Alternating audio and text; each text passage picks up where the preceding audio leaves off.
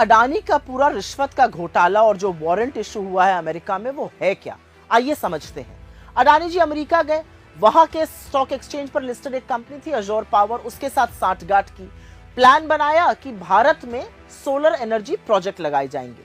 अब उस प्रोजेक्ट को लगाने के लिए अमेरिकन इन्वेस्टर्स से, अमेरिकी लोगों से, अमेरिकन फंड से करीब 25,000 करोड़ रुपए उठाए गए, बड़े बड़े सपने उनको दिखाए गए। फिर भारत में सोलर एनर्जी प्रोजेक्ट लगने थे, लेकिन यहां पर दिक्कत यह आई कि जो बिजली थी वो बहुत महंगी थी, तो सरकारों ने वो लेने से मना कर दिया। बस फिर क्या था, जो 25,000 करोड़ रुपए अमेरिकन इन्वेस्टर्स से उठाए थे, उसी में से 2200 करोड़ रुपए, 2200 करोड़ रुपए भारत के नेताओं को और अधिकारियों को घूस दी गई। इससे हड़कंप मच गया।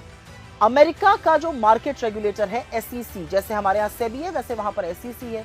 SEC और FBI ने अपनी जांच में पाया कि हिंदुस्तान में घूस दी गई है और अमेरिकन इन्वेस्टर्स के साथ धोखाधड़ी करी गई है। उसके बाद 2 साल तक ये जांच चली।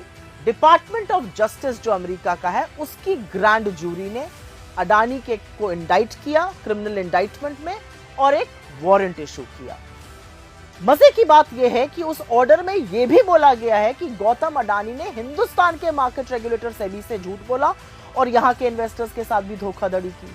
लेकिन कितने कमाल की बात है कि हिंदुस्तान में घूस देने का मामला, हिंदुस्तान में सेबी से झूठ बोलने का मामला, अमेरिका में इस पर कार्रवाई हो रही है, अमेरिका इसके खिलाफ एक्शन ले रहा है, अमेरिका में वो मोस्ट वांटेड अपराधी बन गए, लेकिन नरेंद्र मोदी के रहते हुए हिंदुस्तान में कोई उनका बाल बांका नहीं कर पा रहा है। और अचरज की बात यह है कि जब यह सारा मामला सामने आया तो उनके बचाव में भारतीय जनता पार्टी ऐसे कूद पड़ी है मानो उन्हीं के हों। अरे मोदी अडानी थोड़ा पर्दे के पीछे रहने दीजिए, पर्दे के आगे तो थोड़ा दूरी बनाए रखते। लेकिन असल में भाजपा के लोग अडानी का बचाव मोदी से भी ज्यादा बढ़कर कर रहे हैं।